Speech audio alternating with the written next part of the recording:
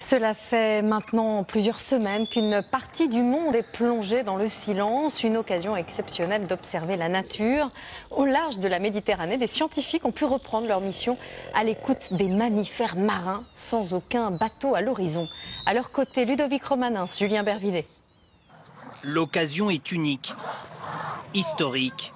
Profiter du silence du confinement pour écouter la Méditerranée. Nous remontons un siècle en arrière. Nous enregistrons les sons que nos arrière-grands-pères pouvaient entendre et que plus personne ne peut percevoir. Depuis 1 mois et demi, le trafic maritime s'est fortement réduit. Ferries, bateaux de plaisance ont disparu et les grands mammifères en profitent.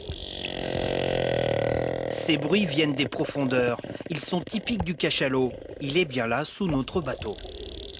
Beaucoup d'espèces émettent des sons et ça permet de les identifier à la fois, de connaître leur comportement et de savoir très précisément où ils se situent. Des sons rares, enregistrés par ces 2 drones géants. Propulsés à l'aide d'un moteur électrique, ils sont silencieux et dirigés à distance depuis le bateau de l'expédition. Sous leur coque, 5 microphones enregistrent les vocalises des mammifères. Une technique unique au monde qui va leur permettre d'enregistrer ces bruits particuliers. Il n'y a pas de clic ? Oui. Si, c'est du bruit. Là, on le voit mieux. Nos scientifiques ont trouvé des dauphins de 800 kilos, de redoutables chasseurs de cachalots. Ils les font fuir en s'attaquant aux plus jeunes d'entre eux. Ça veut vraiment dire qu'il y a un turnover au niveau des espèces dans cette zone-là et beaucoup d'espèces rentrent en compétition au même endroit, au même moment. Une première découverte, mais toujours pas de cachalots.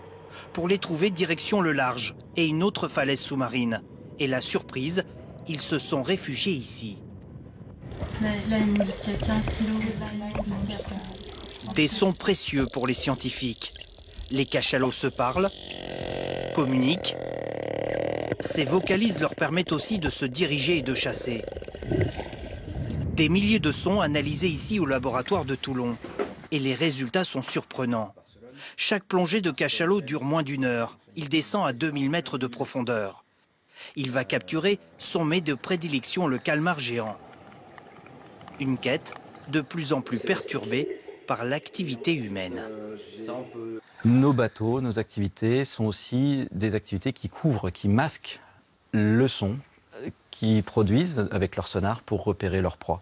Si on masque les réponses de leur sonar, on efface la trace de leur proie dans le milieu.